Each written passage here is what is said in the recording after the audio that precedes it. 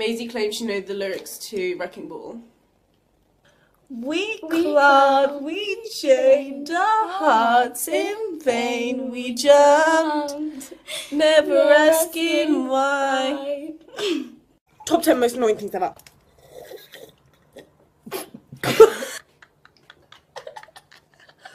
Bloopers.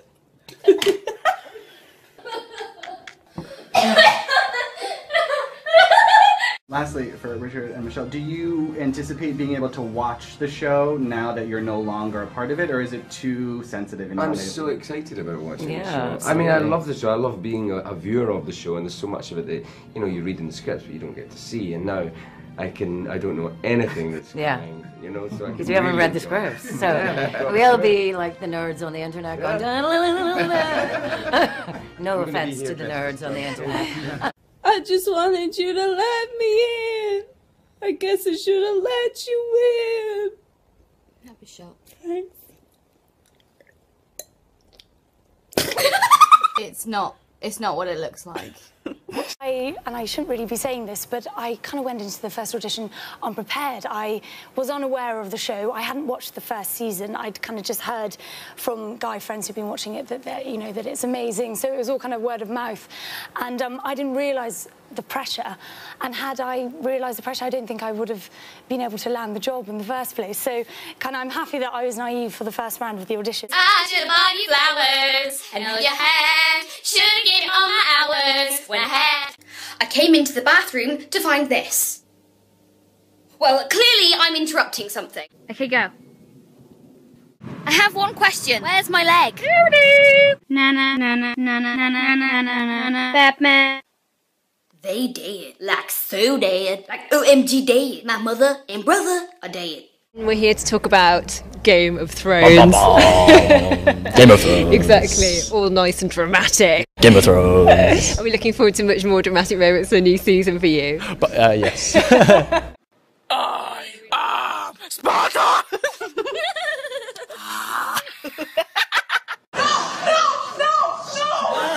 Oh, shit. Oh.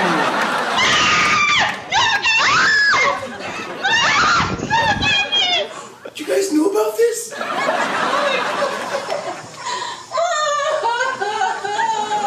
You know what? That's why this is the best show of all time. That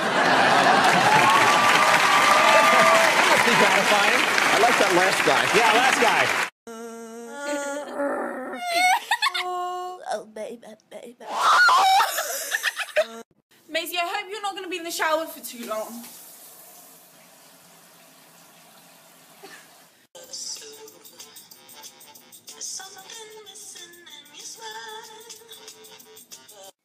I'm Sophie. I'm India. And this is our Vine. Happy birthday, Owly! Happy birthday! I hope you have a great day.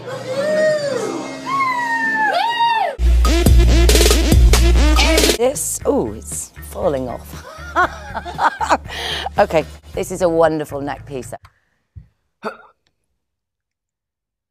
I think is when they say, oh, there's a man and a woman in a bathtub.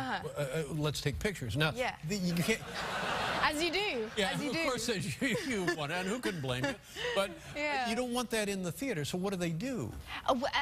Well, it hasn't happened. There really hasn't been that many people taking photos of us in the tub. They should be admonished and warned not to take photos. They should. Yeah. Indeed, they should. And also, there's just no need. They could go on YouTube and see Game of Thrones, and it would be more than they would ever see in the bath. You've been naked in the Game of Thrones. Yes. Wow. Thank you. Sam's the daddy of that little family, and he's just hell-bent on being a better... For example, your parents are living? Yes, they are, yes. So, so they've seen the Game of Thrones. Oh, they have. Yeah, and yes, what do they say? Have. Hey, look at there. Hey, come here. Hey, look, come here. Hey, hey. Well, no, but to tell you what it just puts them, but when they saw the bath scene, they were like, what's all the fuss about? Like, it's not a big deal. They've seen it all before. Is your mother better about it than your father, or is there anything to not worry? There's nothing to worry about. Well, yeah, A, there's nothing to worry about, and B, my mum sees it and is very cool and fine with it, and my dad just kind of avoids eye contact for the first kind of couple of hours after we've seen it, and then it's kind of, and it's fine. Littered with arrows. Arrows, I know. Oh no, I'm sorry, the man was riding away from me. I wasn't letting him go. I kind of always wanted to be an actor, but when I was about 11, my parents were like, okay, you wanna give this a go, and my dad works in the theatre. He's a sound designer, and so he got me in on this audition, this West End audition. So I was about 11 years old, and I was like, yeah, this is amazing. I'm gonna go in, I'm gonna be an actor, it's gonna be great. You had wanted to do this? Oh yeah, for quite some time, and I was convinced it was all gonna work out brilliantly, happily ever after. So I turned up to this audition and was not expecting to see 80 girls lined up outside. Oh my God, 80 11-year-old girls who wanted the part. Exactly, who wanted the part. And so I got into the theatre and heard for the first time Midnight, you know, midnight, not a sound on the... You know, Midnight song? and the kitties are sleeping? Yeah, the cat, no. Is that what it is? The song from the musical Cats. Yeah, midnight and the kitties are sleeping. Downstairs by the furnace. Clearly you're not dying because these, I feel like it can't only lose one Stark Boy a season. Yeah, I think I am in next season. Well,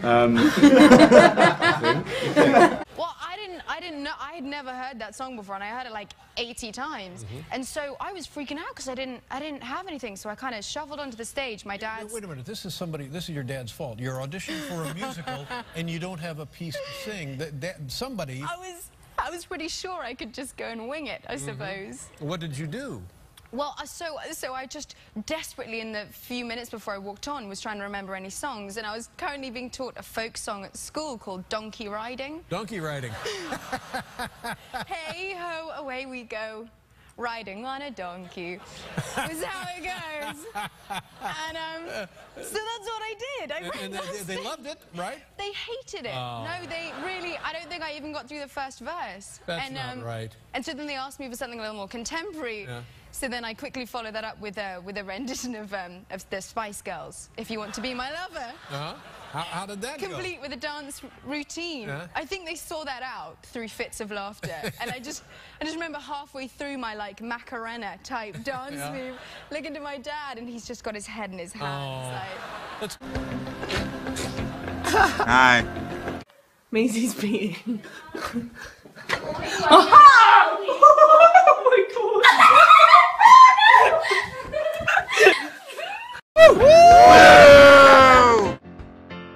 Everything. We're treated like gods. Literally.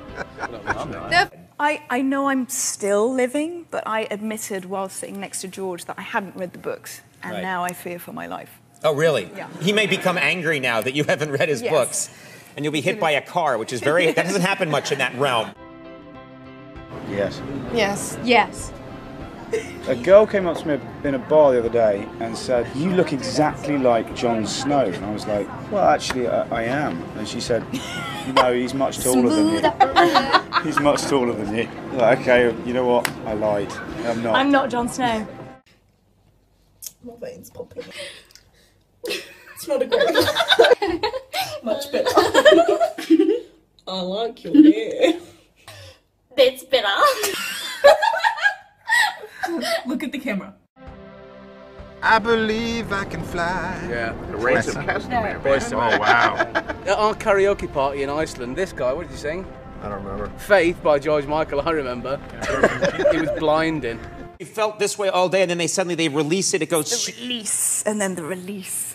Yes. That was a wig, by the way. Yeah. I was like, why are you wearing a helmet? What does Winter is Coming mean to you? I'm sorry, I just have really inappropriate things in my head.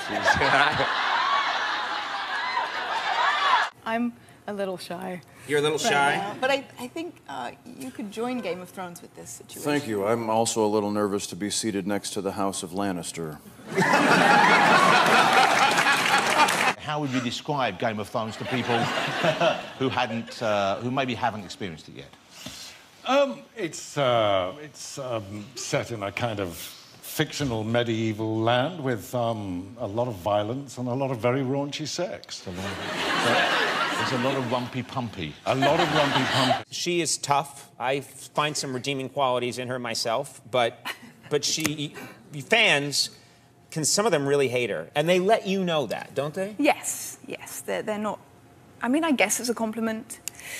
You know, when you're buying a table and someone's like, "You that bitch off." My name is Tywin Lannister, and I'm a kindly, benevolent father of a dysfunctional family. I like the way you sing and when you dance with me. I don't know why. Fucking yes. That is probably, and please don't take this away, the single poshest voice I've ever heard in my life. Even that laugh is remarkable. After filming, forget about my dirty makeup and go to the shop. People think I'm homeless, and it's hilarious. Well, not really, it's kind of sad. Clapping with one hand. Wow. I'm not gonna die. I'm brave enough tough. Every day's a new challenge. I was in a department store and I was just in the lift and the lift doors opened and this woman kind of looked at me and did a double take and just said, Khaleesi. And the door was kind of closed and that was it. I was like, okay. I wanted to congratulate everyone on making it through season 1 alive. Which not all of your fellow cast members did. Now, with this show, do you ever worry, like, when you get the next script, this is it? Like, this is where your character gets killed? Yeah. It's just the girls. We need a little. We need Only the girls. Help, don't we? Do a lot of falling in my dress, which is not that funny to listen to, but to watch it's quite amusing. Season 1, when I was covered in blood doing that scene and I got stuck to the Lucy. No joke. I stuck myself to everything because it was sticky blood. So I stuck my knee to my knee and then myself to the Lou. On Game of Thrones. Yes. This is Rose Leslie. And this is Emilia Clarke. Would you believe it? Thank you, guys. Would you believe it? Have fun. But I was walking down the street in, it was in London actually when this happened, and I was, this guy came up to me and he was like, Khaleesi, like Mother of Dragons, please, please, please, can I have a photo? And I was like, yeah, of course, oh my God, definitely. So he'd take his photo and then he was like, so what's your real name? And I was like, oh, it's Emilia. And he was like, yeah, stick with Khaleesi, it's much better. Thanks a lot. It's a real fan to recognise me because of the hair. And I look quite different with it. Not always riding the horse. Not always riding my horse. Not always getting raped either, which is not interesting. And it was seeing John Bradley's face slowly freezing, slowly turning into a block of art. It was hilarious. They kept the camera rolling just to watch it for a while. It was really mean, but it was. That's really mean. It's like he got icicles on his little. Do you pretty much have all the men at your fingertips now when you meet them? They're like, oh, there she is. There's Emilia Clarke from Game of Thrones, and you're like, I got them. They're putty in my hand. I think maybe if I had my dragons with me all the time, that might work. But without the wig and the dragons, it's not so. Oh, but you know, you can tell them the dragons is with valet, right? Exactly. They're parked and they're ready to go. My dragon outside, don't you worry. Really good fun. It was really good fun. We got to play around with and each other. Yes. Which is always good. We were just sort of being very affectionate. Yes, exactly. In a fashiony way. Yeah, in a styled, fashiony way. Joffrey's a wee prick. Mummy's boy, a bully. He's got nice eyes. I feel like Jack, the actor, has an abundance of redeeming qualities. I feel like Joffrey, the character, less so. He's kind of always sits like squiffy on his chair. And he's like always picking it at the handle. And he's like, I am the king. I feel like Ant-Man is kind of the sleeper. Superman couldn't save his own planet, could he? Well, he's a baby. He's still Superman as a baby. He doesn't have superpowers on Krypton. I mean, Teenage Mutant Ninja Heroes. Yes! Michelangelo! And the little rat.